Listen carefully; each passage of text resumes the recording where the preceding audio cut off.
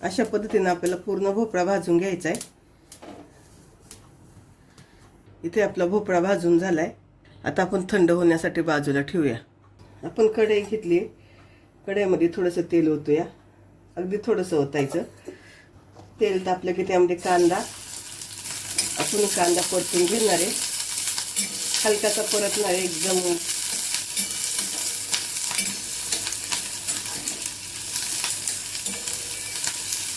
कांद्याचा गुरं वास येतो जाणे इतपतच आपण परतून घेणार आहे। त्यामध्ये टोमॅटो घातले आणि टोमॅटो पण आपण परतून घेऊया।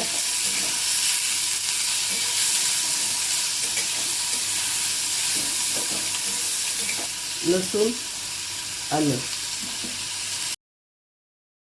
ते सगळं आपण परतून घेऊ।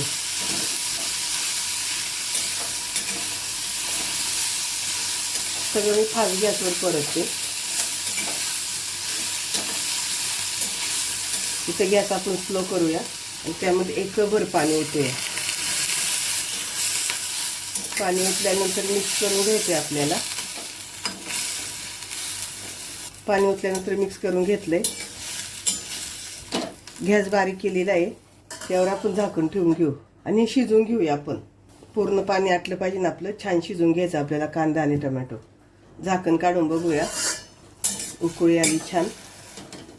परत एकदा झाकण ठेवून घेऊ। इथं आपण भाजलेला भोपळा घेतलाय, त्याची साल काढून घ्यायची आपल्याला। चमच्याच्या साहाय्याने काढायची, एकदम हलक्या हाताने अशी काढून घ्यायची, सहज निघते। तुम्ही एकदम जोर लावून काढली तर भोपळा कापला जाईल। आता मी सगळ्या भोपळ्याची साल काढते आणि नंतर तुम्हाला दाखवते।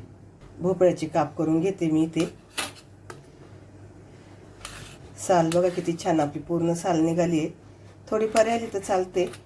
इथं मी पूर्ण भोपळ्याची काप करून घेतलेत। आता यातले 2 काप मी साईडला ठेवणार आहे आणि पूर्ण या भोपळ्याचं मिक्सरला बारीक करून घेणार आहे। पण इथं आपला भोपळा अजून गरम आहे, थोडा थंड झाला की नंतर मी मिक्सरला बारीक करून घेणार। आपण झाकण काढून बघूया, अगदी थोडंसं पाणी राहिलं याच्यात, पूर्ण सुकलंय पाणी आणि छान शिजले आपलं। मिरच्या पण एकदम अशा मऊ झाल्या। तर 2 मिनिटं मी फक्त इथं परतून घेते। इथं आपलं तयार आहे। गॅस बंद करते आणि थंड झालं का आपण हे पण मिक्सरला बारीक करून घेऊया। इथं आपलं फ्राय पॅन तापलाय, त्यामध्ये आपण तेल ओतूया। थोडंच तेल ओतलंय। मिक्सरला वाटलेला आपण मसाला टाकूया। वाटण आपण तेल सुटेपर्यंत परतून घेऊ। वाटणात मी पाणी एक थेंबही नाही टाकता वाटून घेतलेलं आहे। मी फास्ट गॅसवर परतून घेते।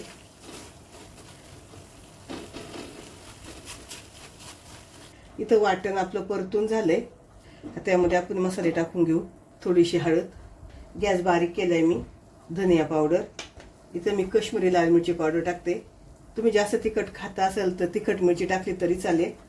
मटण मसाला, चवीनुसार मीठ, हे सगळं आपण मिक्स करून घेऊ। गॅस बारीक केलेला आहे मी इथे। आपल्या वाटणाचा बघा किती छान गोळा तयार झालाय। तेल सुटल्या असं केलं की तेल दिसते सगळीकडे। यामध्ये मी पाणी ओतणार आहे। वाटण वाटलं होतं त्याच भांड्यात पाणी घेतले, ते पाणी ओतून घेतले मी।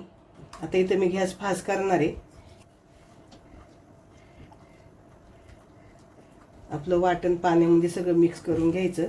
आपलं वाटण सगळं मिक्स झाले पाण्यात छान। इथं 2 मिनिटं आपण परतून घेणार आहे त्याला। फास्ट गॅसवरच परतून घेते। 2 मिनिटं झालेत आपण परतून घेतलेलं। त्यामध्ये मिक्सरला बारीक केलेला भोपळा टाकूया।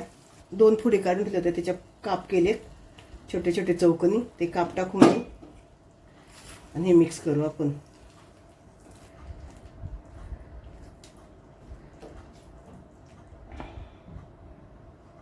यामध्ये मी परत थोडंसं पाणी टाकणार आहे आणि पुन्हा एकदा मिक्स करून घेऊ। इथं गॅस बारीक ठेवलाय मी। किती सुंदर कलर आलाय बघा। तुम्हाला फोडी करून टाकायच्या तर टाका, नाही टाकल्या तरी तुम्ही फोडी करून काही प्रॉब्लेम नाही। आधी सगळं मिक्सरला बारीक करून टाकलं तरी चालेल, फोडी नाहीच्या टाकल्या तरी पण चालतील। पण एक फोड दाताखाली आली ना खाताना की छान लागते, म्हणून मी त्याच्या फोडी करून टाकल्या। सगळं असे लागलेलं आजूबाजूचं काढून घ्यायचं आणि 2 मिनिटासाठी आपण झाकण ठेवून घेऊ। 2 मिनिटं झाले तर आपण झाकण काढूया आपल्या भाजीला छान तेल सुटले. इथं मी थोडीशी पातळ केली, तुम्हाला पाहिजे एकदम सुक्की केली तरी चालेल. आणि भोपळ्याचे काप टाकलेत, हे आपल्याला शिजून घ्यायचे. तुमच्या घरात जर कोण दुधी भोपळा खात नसेल त्यांना ही जर भाजी करून दिली तर नक्की खातील. त्यात फक्त भोपळ्याचे काप नाही घालायचे, मिक्सरला सगळा बारीक करायचा. त्यांना समजणार पण नाही भाजी कसली करून दिली तुम्ही. वरतून थोडीशी कोथिंबीर टाकू, परत एकदा मिक्स करून घेऊ. अगदी मटन चिकनला मागे सारणार ही भाजी खूप सुंदर लागते. नक्की एकदा करून बघा. गॅस बंद करूया आपण.